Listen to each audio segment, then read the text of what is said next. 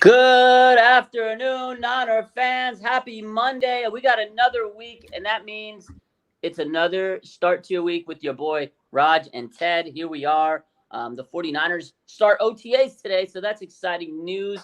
But before we start, what's up, Ted? How are you feeling? Happy Monday to you. Another week, and here we are. What's up, my man? Not much. Sorry, I had YouTube up there and it started echoing, so my apologies. Hey, no, great to be here. Happy to see you. You always make my Mondays brighter, Raj, so thanks for having me. Appreciate you. You always make mine better as well. And shout out to the fans, the Niner fans. You guys make my day every day. So what's up, Niner fans? How are we doing? OTAs today. You know what? That just means football is closer and closer. I'm so hyped up. What's up, Jimmy? What's up, everybody else in the chat? Niners, again, they started OTAs like most of the teams in the league, and their workout dates are as follows. Let me pull up the schedule here. The 49ers schedule for OTAs. Of course, they started today and tomorrow and the 23rd, and then they'll be back next week on the 28th, 29th, 31st, and then they meet for mandatory minicamp between June 4th and 6th. You know, a lot of times the 49ers cancel some of these dates because they're kind of, I don't want to get any injuries. Kyle Shanahan's seen enough kind of stuff like that. But, hey, it's exciting. The good news is the Niner team is back in action, and they're ready to start getting, the first touches on regrouping and running it back. Now, the big question for OTAs, and I kind of want to lead off with this, is will Brandon Aiyuk show up to OTAs? We haven't heard any reports today. I don't know if he's going to be there. My guess is he probably won't, because OTAs are involuntary. You don't have to be there. You won't get any fines. BA's been working out. He's been showing, on his Instagram that he's working out. He's grinding. He's okay. He's ready. It is involuntary. And the 49ers did draft several wideouts, Cowing and Ricky Pearsall, among others, the undrafted guys. It's nice for them to get some reps if BA doesn't show up. Now, mandatory minicamp, he probably wants to be there so he doesn't lose any money. Debo was last year. Bosa was last year. Now, did they do much? Probably not. But they were in the building, so they didn't get fined. Now, training camp, that's where we need these guys. I hope that the 49ers can get a contract done with BA before training camp, because they did it with Kittle and Fred Warner. They didn't drop off as much as Debo and Bosa. But what do you think? Do you think Brandon Aiyuk will show up to OTAs? And if he doesn't, are you worried, Ted? No and no. He will not be there. I am not worried. Like you said, even if it was mandatory, he would be there, but probably practicing on the side, not really doing anything to risk life and limb until the deal gets inked. He could put his future, financial well-being in jeopardy if he were to get injured. So I don't blame him. I don't begrudge anybody, who plays this violent sport for maximizing their profits, their personal gain. When any given play, they're putting their current and future well-being on the line every time they step foot on the field. So get your money and hopefully get it worked out earlier than we did with Bosa and Debo, so it's not affecting the beginning of the season like it did with both of them. That's the biggest thing. I just hope they get it worked out, because if it does kind of transfer into the training, that's when we have a problem. That's when I worry about these contracts, because once it starts getting in training camp, you need to be in condition for week one. Now, if you're not out there, and I get it, these guys are world-class athletes, they're training and stuff, it does take away for your preparation to start the season. And, we've seen some of these players start early, start slow after a contract. We've seen them get hurt because they're not in, game shape. They're not ready. So I feel like it's vital that Brandon Aiyuk gets this contract done. Now, the news yesterday, I don't know if you saw this around Twitter and all those, sports accounts. So Jeremy Fowler from SportsCenter on Sunday morning, this was yesterday, he reported that the 49ers and Brandon Aiyuk are not close in contract negotiations, leading many to wonder if Aiyuk will hold out or hold in for the remainder of the offseason and even training camp, which we just basically said. So people, that's why we had that question to start the show. What's good Aiyuk going to do? So again, Fowler says that the 49ers and Aiyuk are not close to contract negotiations. Now, to me, it's not like that big of a deal, because we know they've been trying to work on it. And John Lynch says, hey, it's going to take, we're still a ways away. This is kind of what we've been hearing. But now, of course, the media is going to throw it back out there, and they're going to say, oh, look, it's an issue. They still haven't reached a negotiation. But it's just OTAs. the Niners typically get things done by training camp, but how far away are they? Did they make any improvements from their talks a couple weeks ago? That's where we don't know. And, the media is just going to throw that out there. Oh, they're far away from negotiations. So it makes you like, oh my God, they're not going to get this done. And it kind of makes you, if you're just a casual fan, you're like, oh God, here we go again. But again, it's the media's job to get stories and drum up interest. And this is one of the big, situations going around for the 49ers. It's really the big situation for the 49ers. And again, Jeremy Fowler is going to sit there and say, hey, look, we're not sure what's going to happen. Will he hold out and will he not? And it goes back to what we were just talking about before. Now, interesting enough, Justin Jefferson, Viking star receiver today, it was reported that he did not show up to OTAs. And that, to me, is not surprising. He's the top receiver in the league. He's kind of in a league of his own. He doesn't need to show up to OTAs. Now, Brandon Aiyuk probably going to do the same situation. Now, again, the big issue to me is training camp. And I don't know. How do you feel that, Jeremy Fowler saying that the 49ers are nowhere near close to contract negotiations with Brandon Aiyuk? Like, are you scared? Or what's your take on that? I think you're muted.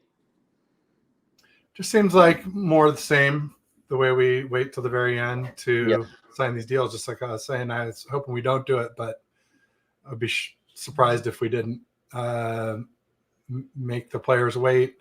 Everybody says, oh, it's so easy, just figure out the money and, sign the deal. But there's so many outs and, injury clauses and fine tuning, signing bonus, and, how to make a 5-year deal really into a 3-year deal so that you can get out pretty easily. And all that wrangling takes time. And I'm not surprised, but yeah, I am concerned about the beginning of the season. Not just for Brandon Aiyuk, but also for Brock Purdy to be in sync with him. I think that's a big takeaway from this is he needs to be out there eventually, sooner rather than later, so they can continue to get their chemistry. Like, they have great chemistry, but you want to get that. You want to kind of get the wrinkles ironed out initially. They haven't played in a few months together since the Super Bowl loss. So, yeah, it's nice for them to go out there and kind of revamp their chemistry and get things going. So, according to the article, again, I'm going to just read a few excerpts out of it. He goes, this is from Jeremy Fowler again. He goes, this one's tricky because he was implicated in some trade talks around the draft. He wants a new contract. He has 1 year left. I'm told the 49ers certainly are open to doing a deal, but talks have not progressed enough where things are close. And so is he going to show up for their workouts? Hard to tell right now. The market is pretty set for him. Amon-Ra, St. Brown, and Detroit did the deal recently, about $28 million a year. So that's something for Aiyuk and the 49ers to work off. But I'm told they're not quite there yet. And I think that's the issue is what is the number? Because obviously JJ's in his own bracket, Justin Jefferson. And he had Amon-Ra, who $28 a year. That seems to be the going price. Some people are saying $30 million a year. I feel like it's got to be closer to what Amon-Ra and Devonta Smith were paid, right? 26, 28. It's got to be in that sweet spot. And I think the 49ers are just trying to figure it out. And they do take time because, like you said, the contract with the signing bonus money, the language, all the incentives. Like the 49ers, they pay their guys pretty damn well, but it takes time for them to write these things up. And fans sweat it out more, I feel like, than anybody else. The fans are like, oh, God, they're not going to sign him. They're not going to sign him. Oh, my God, this is ridiculous. And then the players kind of get looked at as divas and stuff like that. So I feel like they will get this done sooner rather than later. I think this is going to be a contract situation where I honestly think this is going to get done before training camp. It's not going to be dragging out like Deebo Samuel, and it's not going to be dragging out like Nick Bosa. I really think they're going to get this done probably by July, right before training camp, and we'll all be happy. Now, there's a couple things. June 1st, right? After June 1st, there's the cut dates where they can save money, right? And I feel like those are dates that the 49ers you really utilize in order of making sure they have cap space for players and things like that. So, I don't know. I just really don't feel stressed about this situation. Now, talk to me another 2 months and they still haven't got it done. I might be a little stressed, but what's your overall takeaway on that? I feel I'm right there with you. I'm not stressed now, but I'm sure I will be as he's going. I mean, ultimately, Raj, BA will sign because if he doesn't, he's going to play on his 5th-year option and he's going to risk a lot of money. And we potentially, the 49ers, could, tag him 2 times after that. right? So it behooves him to sign for those reasons because he's risking his long-term potential. And then it behooves the 49ers because we don't want to pay him, what is it, 16, 15 million in 2024. We want it to be something like 7 or 8, where it's just like $1 million vet minimum and 1/4 or 1/5 of his signing bonus over 4 or 5 years. So you could get that down, like I said, to maybe around 7, 8 million, cut it pretty much right in half. So there's incentives on both sides. So I do think it'll get done. But I think the 49ers, have more power in the situation ultimately. Ultimately, I think they have their leverage. And at the end of the day, for Brandon Aiyuk not being at these OTA workouts, like I said, if he's not there, to me, it's not that big of a deal because they do have a lot of receivers. And it'd be nice for Ricky Purcell to get a little bit more reps. It'd be nice for Cowing to get more reps, all these young guys. So, hey, BA might be doing them a little solid in order getting them reps. He knows he doesn't need to be there at OTAs. He's grinding. He's been working out. If you check the shorts, the YouTube short videos, and on Instagram, we've posted all the reels of BA grinding. This he's not missing a moment. He knows he's got to stay ready. And another guy, let me show you another guy that's been taking care of business. I don't know if you saw this weekend. Jauan Jennings, bro, have you seen this man's route running lately? I don't know what he's done. He is filthy right. Let me post this.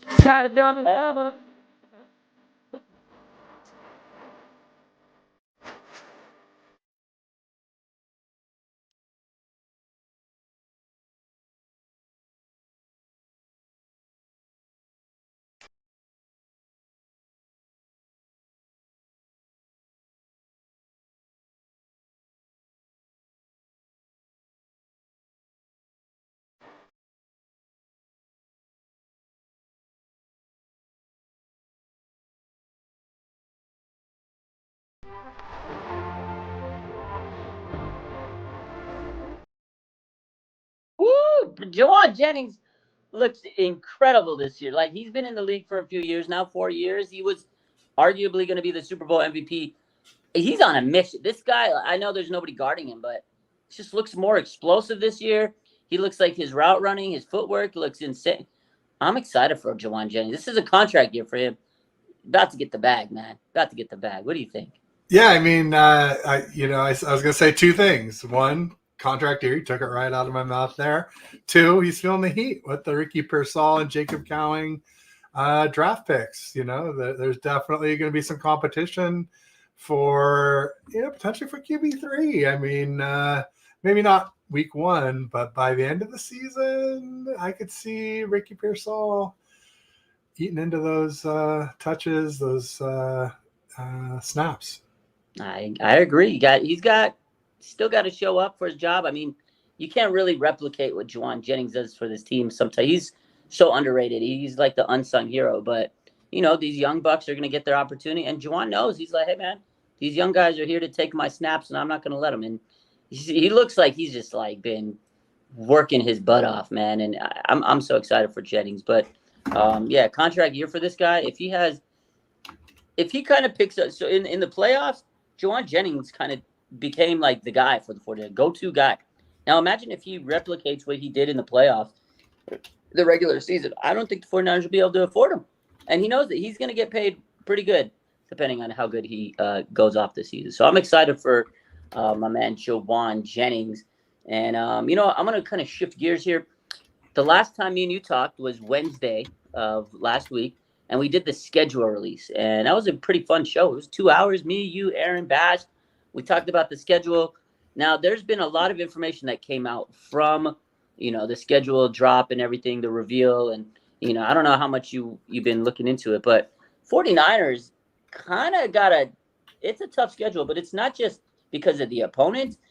It's because of how their schedule is laid out in terms of how much rest they're getting, the travel. Obviously, they travel the 5th most miles, which is going to happen on a West Coast team. But check this stuff out. Look, the 49ers, according to Warren Sharp, are the team that was most screwed by the NFL 2024 schedule. He says they don't care or aren't aware. The team the NFL screwed in 2023 was also the 49ers. They have the least amount of rest in the league. And so that's the worst net rest differential in the last decade, minus 21 days. The 49ers have an insane 8 games with the rest disadvantage, nearly 50% of the schedule. And that's the most games in a season in NFL history that they're, you know, that they're having to have a rest disadvantage. A couple other things. From week 7 onward, the 49ers play 6 games at a rest disadvantage. Warren Sharp says that since 1990, there's no team with more than with a rest disadvantage from week 7 onward, more than the 49ers 6. It's kind of crazy, man. And then he kind of goes into detail, and he says during that 6-game span of those 11 games to finish out the season, he goes and like encapsulates it. Week 7, Kansas City's coming off the bye. Dallas comes off a bye. The Seahawks coming off of their bye. Buffalo's coming off the bye. When they go against Chicago, Chicago's coming off a mini bye. Arizona has extra rest when they come into the game against the Niners. So, I mean, I'm not want to make excuses, but the Niners last year were going against the rest disadvantage. And they were able to stay pretty relatively healthy, but it does catch up to you, a team that has a lot of older veterans. That's kind of tough, man. What's your thoughts on that? I mean, yeah, it's disheartening at this point to see how much, as Eddie Murphy would say, that we're getting hosed constantly, man. It's just ridiculous. We had, the league worst rest days in 2023, terrible practice accommodations for the Super Bowl, and now the worst again in rest days in 2024. And it really makes a huge difference. It's a real handicap, and the NFL is definitely sticking it to the 49ers for whatever reason. I'm still at a loss to figure out what that is. I mean, there's probably a lot of reasons, but it's definitely frustrating. But if we manage to overcome it, it's just all the more glory. They say to be the best, you got to beat the best. And clearly, I think the NFL feels like the 49ers are the best team because they're handicapping us. They're trying to slow us down. They're trying to have essentially more parity through lack of rest days. Yeah, it's crazy. And you know what? Even with all that disadvantage, the Niners still made it to the Super Bowl last year. Now, I wish they would have finished the job. But they did it. Now, the 49ers, regardless of all that, what we just talked about, they're still favored to win every single one of their games right now. Before the season starts, they're the only team that's favored in all 17 games this season right now. But that's before the season starts. We don't know how the injuries are going to be and everything. But right now, that's kind of crazy. They're favored in every game. So regardless, Niners are still top team in the NFC, man, bottom line. But they're going to be the hunted. They're not the hunter. They got a target on their back. And if you guys know anything about sports, teams that are hunted, man, they get played a little bit differently than the other team. Just like in NBA last night. I don't know if you watched the Nuggets, Timberwolves, man. Timberwolves came back and put that target on the Nuggets, and everybody in sports was happy pretty much to see the Nuggets lead. Everybody was rooting against the Nuggets because they're defending champs, right? So 49ers are this team that has been winning. People are tired of seeing the Niner win. So, yeah, people are going to be coming at the Niners next. Couple questions in the chat here. Joe Outlaw says, any O-line predictions? I mean, I feel like our O-line's pretty much set in stone, except maybe the right guard spot.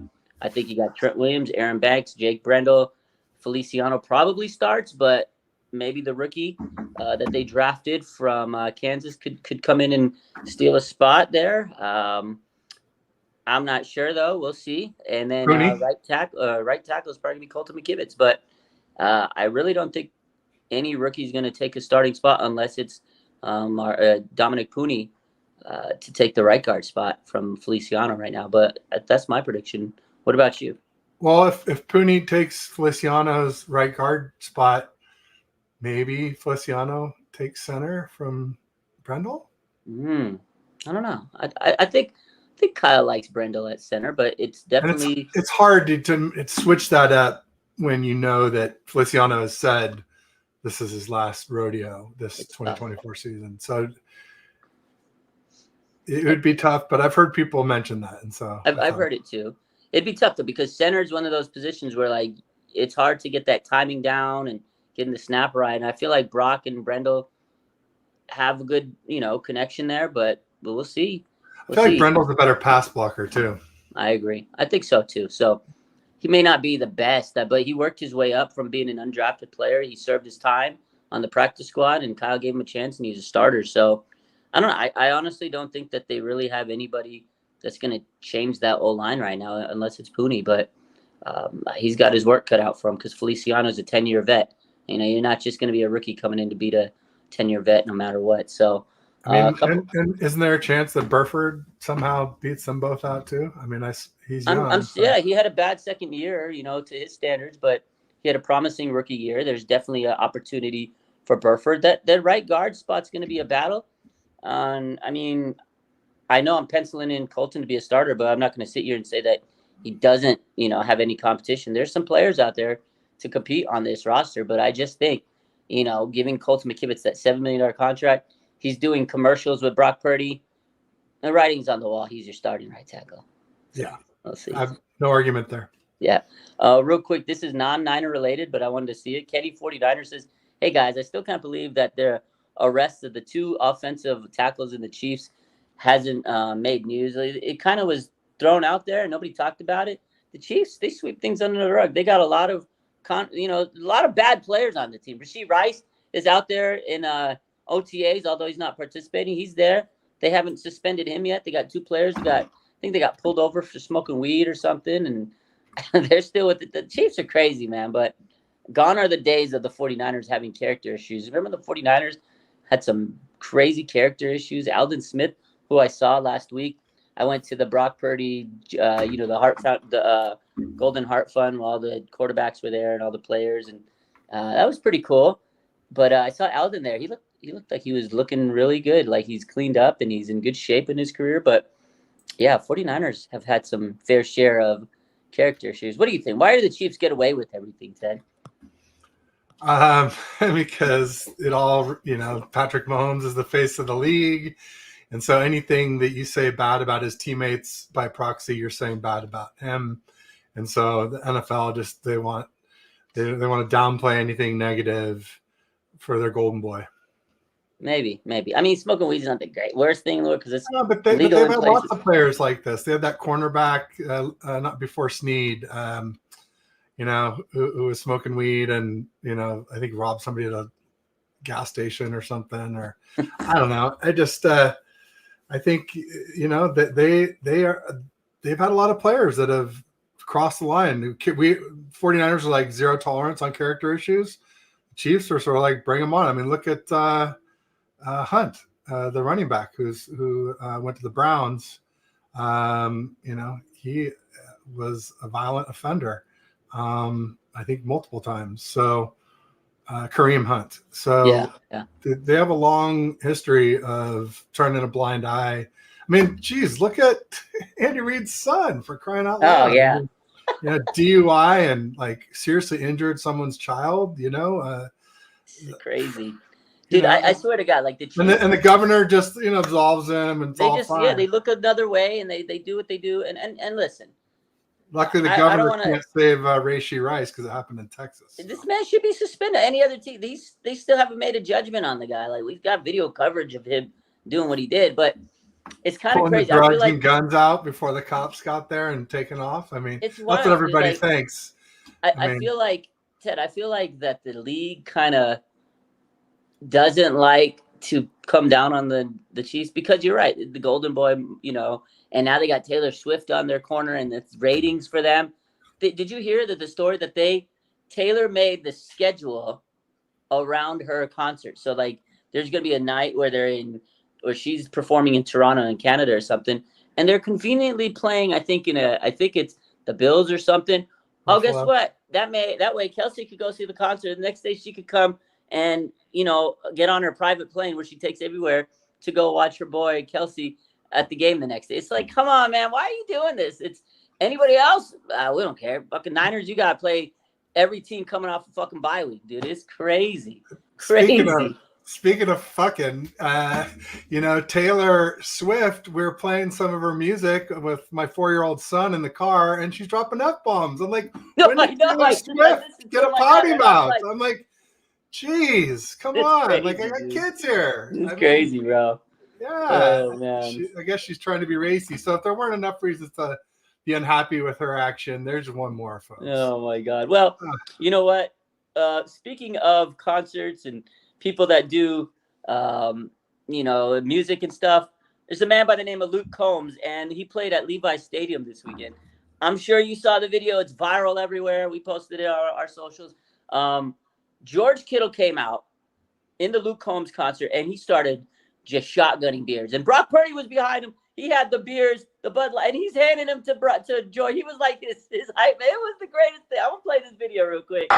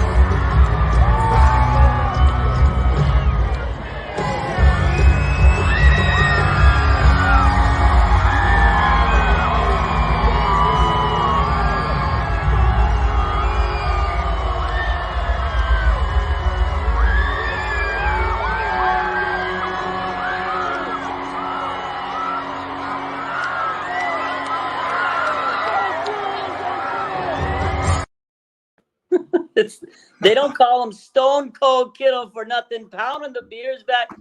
Brock Purdy's just like, here you go, have your moment, Kittle. But he wasted a lot of beer. But man, that's just a great American night. You go listen to country music, Luke Combs, smash some beers down, and you got your boy on the side who's gonna be throwing you touchdowns, throwing you a couple of cold brews. So what do you think, man? That was awesome to me. I mean, was he biting the cans? What's going on? I mean, shotgunning him, man. His poor teeth. Oh man, I hope he has a good dentist. Yeah. That reminded me of in the old war movies where like you got the machine gunners like and the guys like belt feeding the rounds to him, keeping him full of ammo. Brock was belt feeding Kittle Bud Light. So that was good stuff. That was good, man. He just was feeding them to him. Here you go. And I know a lot of people in the comments since the video went viral, and Rob shares his sentiments. He goes, it was Bud Light. I'd waste it too. People, Bud Light's like water. So if you're going to waste well, there's also a political angle. I know. Yeah. So, yeah, but it's fun. I thought it was a great moment. There's a lot of people that look into that stuff and they overanalyze. Oh my God, they should be training, or this is why they don't win Super Bowl. I saw some really bad comments. We posted it, but honestly, it's the off season. Let these players have fun. That's how they bond. And I love it. Kittle, and I didn't expect Purdy. Like, I would expect Kittle to be there doing something crazy like that. Brock Purdy being there was not on my bingo card. I loved it, though, man. You could just tell he's this wholesome Christian boy, but he was there for his guy, supporting his buddy, George Kittle. And I don't think he drank any beer, but I'm sure he was like, here you go, Kittle. Just enjoy the night, my boy. It was good stuff, man. I like it. Keep him loose. Yeah, pretty good for him. Keep it clean, keep that image. Kittle's the bad boy, and not surprising. Kittle's the bad boy image. He's gonna be a WWE wrestler eventually. Brock Purdy though keeps the squeaky clean image, safe, and his, because he's getting a lot of advertisements and sponsorships. You want to keep that going. So I thought it was wholesome. That was definitely one of my favorite moments over the last couple of weeks. That's one of the best off-season moments so far this year. So definitely loved it. And moving on from that, so we're kind of going back into OTAs and players and positions. We talked about the O-line, and obviously that's going to be one of the big position battles. Now, cornerback's going to be a big positional battle. We know Mooney Ward is top-tier quarterback, and, he's in a contract year. He was on the Up and Adams show. He spoke about a lot of things. First and foremost, he spoke about how he's rehabbing from an injury. And, he had a core muscle surgery this offseason. He's still battling through it and rehabbing, but he expects to be back for training camp. Talked about the beef with Sauce Gardner and how he says, that's really nothing more than they were all frustrated after the Super Bowl. I got the clips. We'll play that. And he's talking about how, hey, this is a contract year for me. I want to get the bag. So he's motivated too. So this is a lot of players on the Niners are money motivated and they're in a contract season, Greenlaw and, Hufunga and Mooney Ward, and just tells you, like, I know that this team is going to have a target on their back, but a lot of these players are hungry to prove themselves again. So I'm going to play a couple of these clips from Mooney Ward today, and we'll discuss it afterwards. So OTAs, all that's going on. They start today. Are you full go? Or are we still rehabbing? I'm still rehabbing. So I'm trying to, get back up to running full speed and everything, like you saw me in that pick 6 clip. But I feel good. Body feel way better than it did a couple months ago. Even at the end of last season, I was hurting pretty bad. Like my back, growing the abdomen was hurting me pretty bad. But I fought through it. I pushed through it. So I'm almost at 100%. I'll be ready for training camp for sure. Amazing. Yeah, you got a contract year, huh? Yeah, I'm trying to get that bag, Miss K. How are you feeling about it? This isn't the first time. You've gotten several bags, yeah? The one I'm currently on right now, that's been my biggest deal so far, 3 year, 40-some million. But I just gotta go out there, have my best year, be better than last year, and all of that to take care of itself. Hopefully I get that bag next year. We'll see. I did a lot of. I disagree. Mm-hmm. What's up with you and Sauce? I never met Sauce. I don't know Sauce. I never talked to the man. But it was just like, you got to think, Miss K. So we had just lost the Super Bowl. I get on Twitter and I see a bunch of people tweeting about, our team losing the Super Bowl. In my head, I'm thinking, like, you in the NFL as well, like, you didn't make it to the Super Bowl. You didn't even make it to the playoffs. So, why you talking about our team? But as I look back on it, I realized he was just giving this opinion. He really didn't say anything bad about the 49ers. So I tried to take the tweet down so the shit didn't blow up, but obviously everybody blew up. But I don't have no beef with Sauce. If I did, I'll just tell, BA and Devo to handle that for me, because I'm not a receiver lining up against Sauce. I think he's a hell of a player, one of the best young corners in the game. He definitely a big dog. So, but I look forward to playing this week 1 and seeing BA and Devo, try to handle that little business for me. This week 1 and seeing BA and Devo, try to handle that little business for me. Yeah, you're gonna take the ball from Aaron Rodgers probably. Hopefully, A-Rod throw me one. That's a Hall of Fame. That's a legend. That's a I'm legend. trying to pick him off and have him sign the ball for me. How do you pick off Aaron Rodgers? What's the secret? How? He Yeah. gotta give me opportunity. I'm pretty sure I'm probably gonna be following Garrett Wilson around. That's his name, right? Yeah. I'm probably gonna follow Garrett around. So he they big dog. I'm the big dog in the city. So we gonna see, Miss K. Would you take if you ran one back from Aaron Rodgers, would you ask him to sign the ball? Absolutely. After the game, on the field, I'm asking to sign it right there and there. Do you know? I think Aaron Rodgers is a pretty cool guy. I played against him a couple times when I was in Kansas City. Yeah, he a hell of a player. Like, you've never gotten one off of him though. I'm manifesting. No, it was this for you. crazy. I never got one, but I had hella opportunities that I didn't capitalize on. But I'm a different man now, different players, not capitalize on the opportunities now. So come on, throw the ball my way. Now's the time. All right, there you go, Mooney Ward on the Hey K Adams Up and Adams show. You said you disagreed with what did you disagree with there, Ted? Oh, sorry. Yeah, I thought we were coming back live and you had a couple more to go. Well, Mooney Ward said that this has to be his best year to get paid and better than last year. And I don't think he does. I think if he plays like last year, he deserves a fat contract. He was great last year. So that's all I meant by I disagree. Like, I mean, obviously it'd be great if he played even better, you get even more money, I'm sure. But I think he's going to get way over 13 million if he has another year just like last year. I think he would be in the high teens, low 20s would be my guess. Yeah, well, he's getting older. How old is he? Is he 28, I think? Let me see. Let me look up Mooney Ward's age, because you're right. That does factor in it. And 28, then he should get a fat bag. Yeah, high teens, low 20s. I think he's 20. Yeah, he's 28 years old. So he's still got a couple more good years left in him. This is another. He'll be 29. Yeah, so that's where, you worry about a 4-year contract with a 29-year-old finishing up at age 33, right? So he'll probably get like a 2 to 3 year deal. Yeah. And but I can see almost 20. I could see it. I mean, he's definitely good. He's one of the, if he can have another season like he did last year or even better, he can argue that he's top 5 cornerback in the league. I mean, he was shutting people down. He's been like a PBU machine. Obviously, what did he say last year? If he turns those PBUs into INTs, he knows he could be a Pro Bowler, and that's exactly what he did. Now, if he continues to go down that course and get a lot of interceptions, he's going to get paid very well. He's a big part of this team, and they got some big matchups, against receivers. Last year, he shut down DK. He's got to do it again. He said Garrett Wilson. He's a top dog on their team. He's got to shut down a guy like that. So they're going to put him in positions where he's trailing, and shadowing one of these big receivers on these teams. So he's got another opportunity to really showcase himself. He has to at least match what he did last year, because if he does it, then they're going to say, oh, well, he dropped off. Well, it's not like we're playing easy receiver. We got, the Rams got a good receiver duo. Seahawks got a good receiver duo. And now the Cardinals, man, they just got Marvin Harrison Jr. He's a dog, right? And then we play some good matches. We play the Bills. We play, you play the Dolphins, who have good receivers.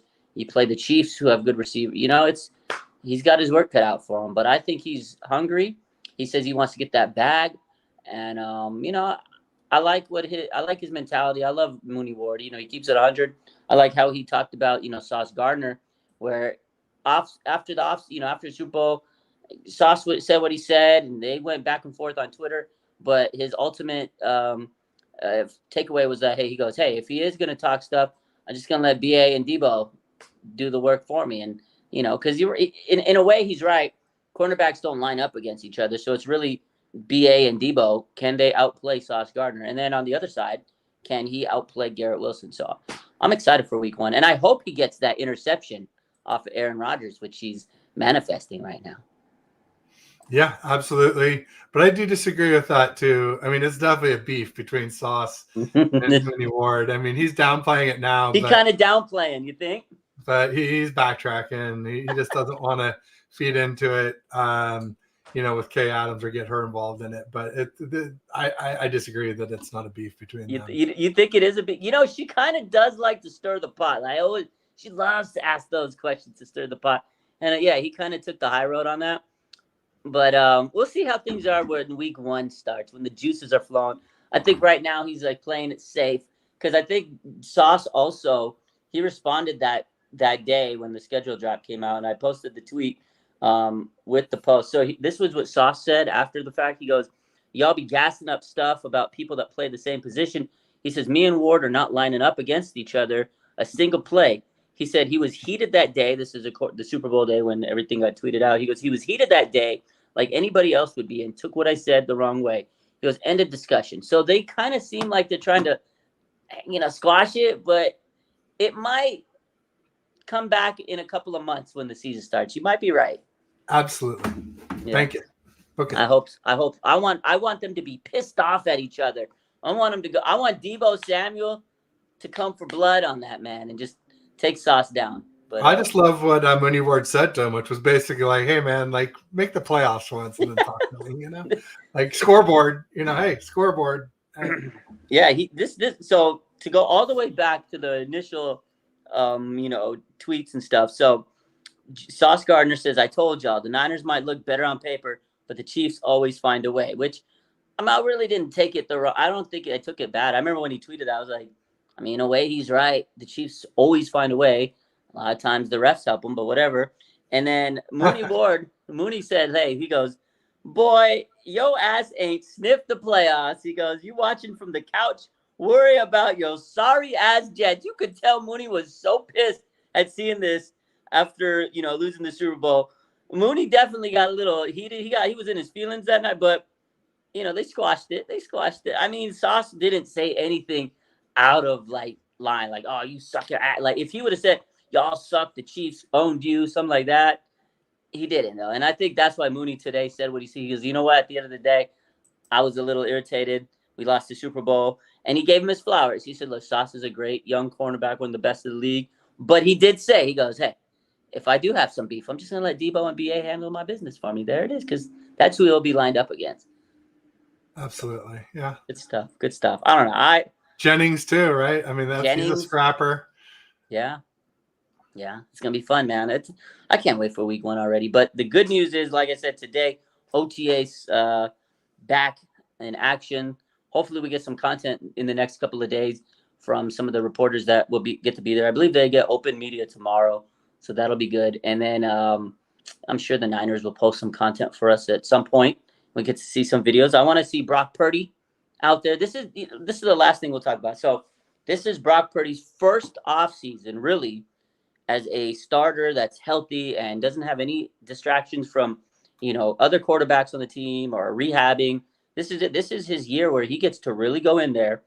If you really think about it, contract year for him. Like we said, Mooney Ward, contract year, Jauan Jennings, a lot of these players, it's their contract season. This is basically contract year for Brock Purdy. Last year he had the UCL repair. He had to rehab from that.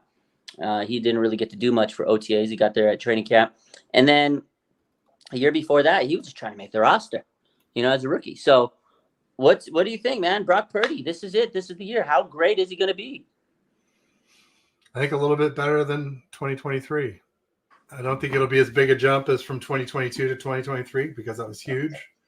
But yeah, I think having his first off season as a starter in the NFL, full off season with no rehab, no surgery, that's big. More continuity and hopefully better timing. Yeah, I expect him to improve at least a little bit, but probably not a lot. I think he's going to improve a lot, man. I mean, the rehab last year was something that he just had to make sure he could get back to baseline. Now he's there, he gets to, sky's the limit. You really get to see Brock Purdy, take another step. He understands the offense. Now he needs to work on the fun stuff, getting his deep ball better and working with more chemistry with some of these other guys and just really honing and mastering this roster, this offense. So I think he's going to take an even bigger leap this year. And there's a contract at the end of the tunnel. If the better he plays, more money he's going to make, and it's more money in his pocket. And I don't know. I think Brock's going to have a heck of a season. He broke records for the 49ers franchise last year. I think he's going to continue to do that this year. So I expect a big leap this year, just that I did last year. But I think it's going to be bigger because he doesn't have all that outside distraction. He's so focused on the grind. Last week when he was at the Dwight Clark Legacy speaker. He was a speaker at the Dwight Clark Legacy, hosted by the Gold Heart Foundation. He says he's been already working with Ricky Pearsall. You could just tell the veteran leadership. He's already, hooking up with the rookies, and I like to hear that kind of stuff. And I don't know, man. I think Brock's gonna have a hell of a season, but he definitely has to stay healthy, and everybody else does. The old line has to do their job. Niners have plenty of weapons, and I'm excited. So, last question I'll ask you, Ted. I know OTAs are coming up, and we always like to think about this, the next breakout player, the underrated player, under the radar type player. Give me an underrated or under the radar player on offense and defense for the 49ers that we're going to be saying their name a lot that we may not be right now. An underrated name we're going to I will go with the other guard / tackle / whatever, not named Purdy, but Kingston. Oh, okay. Okay. I like it. What about offense? Give me a guy that will go under the radar, that's under the radar right now, that by the end of this offseason, we're going to be hyped up for on defense. The kid out of Mizzou from who led the SEC in rushing. I'm blanking on his name right now. He was undrafted. The running back, the undrafted. Cody Schrader. Cody Schrader. No, defense. Oh, on defense, I'll go with Devondre Campbell. Oh, I like that one. Linebacker. Okay, yeah, I didn't expect that one. Okay, yeah, I'm excited to see if he can step up and really help us out because we don't know what Dre Greenlaw is going to be like when the season starts. So very good. I love to hear that. My man Greedy Greg, before I give you my answers, he says, all Purdy has done since walking into the starting position is perform, play consistent, and rise. So I agree. He's done nothing but great things. Now, to me, under the radar players on offense, it's a tough one because there's a lot of good players on offense that are under the radar. But I'm going to go with Jordan Mason. I think this year he ascends to running back 2. I know they got Isaac Guerrero. I still think he's a year away, but I think Isaac Guerrero might take over that running back 3 role, and Elijah Mitchell's days are numbered. So I got Jordan Mason really rising to the top. I think he's due for a nice little breakout type year for him. On defense, this one's tough because there's a lot of players I could see really take a rise. But I'm going to go with Robert Beal Jr. This guy, the Georgia kid, he's got a lot of speed. I don't know what Drake Jackson is going to be like this season. He's been battling injuries. He just hasn't really played the part, unfortunately. I think Robert Beal, man, I saw some flashes from him last year. If he could stay healthy and get his motor going, I think Robert Beal might be a guy that we're going to be like, holy smokes, this guy's going to be really good on this D-line. So those are my 2, Jordan Mason and Robert Beal. But we'll see what happens, man. Well, one thing that bodes well for Robert Beal would be that we didn't draft a defensive end edge type player, defensive end or a outside linebacker. Obviously, we picked up Leonard Floyd. Yeah. And, Yetter Gross Matos. But a lot of people were surprised we didn't draft the D lineman at all, whether it was interior or edge. And I think that does line up well for Robert Beal. Yeah, I think that lines up good for him. You're right. They didn't draft a big edge guy or anything. Obviously, Leonard Floyd's a big addition to this team. But I really feel like Robert Beal's going to take the leap that we wanted Drake Jackson to take last year. I kind of have this feeling, but could be wrong. We'll see. I hope Drake Jackson can get healthy and be productive for us. But I don't know, man. I feel like he just going to have a lot of issues with those injuries. It's tough. But he was always a tweener, so he's got to get that body right. And it's tough playing that edge position and battling injuries, But if he can get his body correct and get himself healthy, could be very productive for us. But, the Niners, they haven't had the best luck at those positions for a lot of years. So hopefully it works out for them. But that's it. That'll do it for me today. Any other final questions, concerns, Ted? What you looking like this week? You got a lot of things cooking in the lab. What's up? Got the usual with Ryan from No Border Sports. We go every Tuesday at 11:30 for No BS Ted. That's 11:30 Pacific, 2:30 Eastern. And then I've got David McNiner, McNuevo. We do Wednesdays, at 3:20 p.m. And then that's pretty much it for me this week so far. But I'll keep people posted if anything else pops up. Awesome. Yeah, let me know. Shout out to all the Niner fans. Paul Hope says, keep up the great work, you two. Thank you, media. Good show. Red Jet Shell says, good show. Thank you for everybody tuning in. We appreciate the support. Make sure you guys hit the like button, all that stuff. Subscribe, bell, notification. You know how it goes.